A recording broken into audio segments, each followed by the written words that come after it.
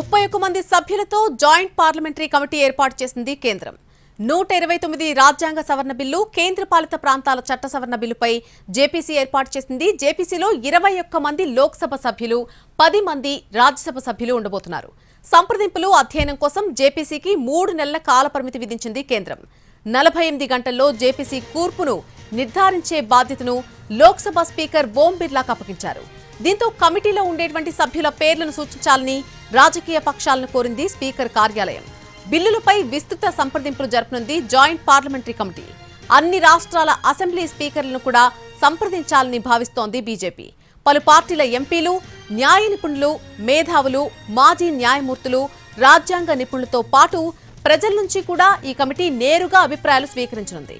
ఇక లోక్సభలో మెజారిటీ సంఖ్యాబలం ఉన్నటువంటి బీజేపీకే కమిటీ చైర్మన్ పదవి దక్కే అవకాశం ఉంది.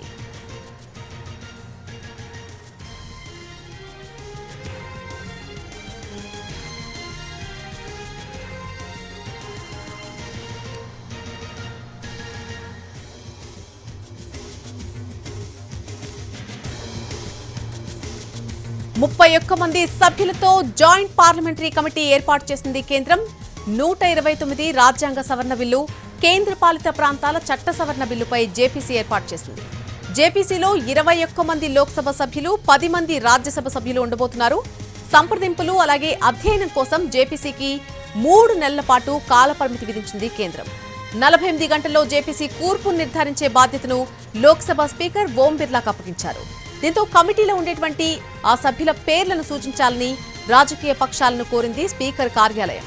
బిల్లులపై విస్తృత సంప్రదింపులు జరపనుంది జాయింట్ పార్లమెంటరీ కమిటీ. అన్ని రాష్ట్రాల అసెంబ్లీ స్పీకర్స్ ను కూడా సంప్రదించాలని భావిస్తోంది బీజేపీ. పలు పార్టీల ఎంపీలు, న్యాయ నిపుణులు, మేధావులు, మాజీ న్యాయమూర్తులు, రాజ్యాంగ నిపుణులతో పాటు ప్రజల నుంచి కూడా ఈ కమిటీ నేరుగా అభిప్రాయాలు తీసుకోబోతోంది. ఇక లోక్సభలో మెజారిటీ సంఖ్యాబలం ఉన్నటువంటి బీజేపీ పార్టీకే కమిటీ చైర్మన్ పదవి దక్కే అవకాశం ఉంది. ఇదే అంశానికి సంబంధించి పూర్తి అప్డేట్ మా ప్రతినిధి ప్రసాద్ అందిస్తారు ఢిల్లీ నుంచి. ప్రసాద్, 31 మంది సభ్యులతో ఒక కమిటీ ఏర్పాటు చేసినట్టుగా తెలుస్తోంది. పూర్తి అప్డేట్ ఏంటి? సాధారణంగా సంయుక్త పార్లమెంటరీ కమిటీలో 31 మంది సభ్యులు ఉంటారు. లోక్సభ నుంచి ఎక్కువ సంఖ్యలో ఉంటారు. అయితే ఈ కమిటీలో 21 మంది లోక్సభ సభ్యులు, 10 మంది రాజ్యసభ సభ్యులు ఉండే విధంగా నిర్ధారించడం జరిగింది. దీనికి సంబంధించినటువంటి బాధ్యత, ఈ కమిటీ కూర్పు ఏ రకంగా ఉండాలని తీసుకునే నిర్ణయాలు, బాధ్యత అంతా కూడా లోక్సభ స్పీకర్ ఓం బిర్లాకు అప్పగించడం జరిగింది.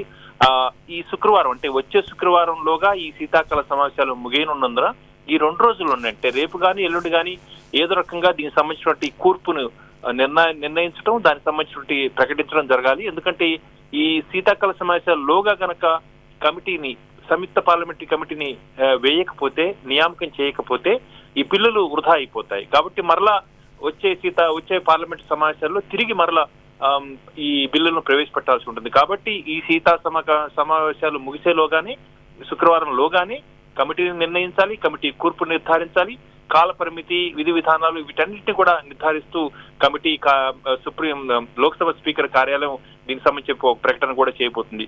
కాబట్టి కమిటీ బాధ్యతలు ఏమిటన్న అంశంపై కూడా చూచాయిగా ఇప్పటికే ప్రభుత్వం తెలియజేసింది.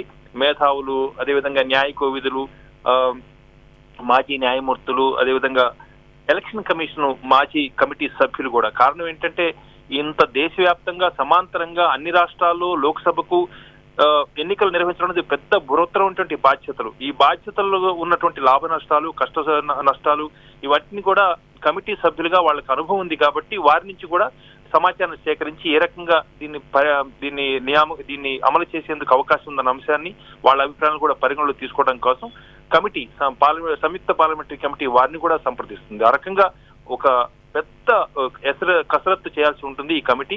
దీనికి సంబంధించి ఇప్పటికే ఏ పార్టీలకు చెందినటువంటి వాళ్ళు, ఎవరెవరు సభ్యులు ఈ కమిటీలో ఉండాలి అని అనుకుంటున్నారో దానికి సంబంధించినటువంటి జాబితాను ఇవ్వాలని చెప్పి స్పీకర్ కార్యాలయం ఇప్పటికే అన్ని పార్టీలను కోరడం జరిగింది.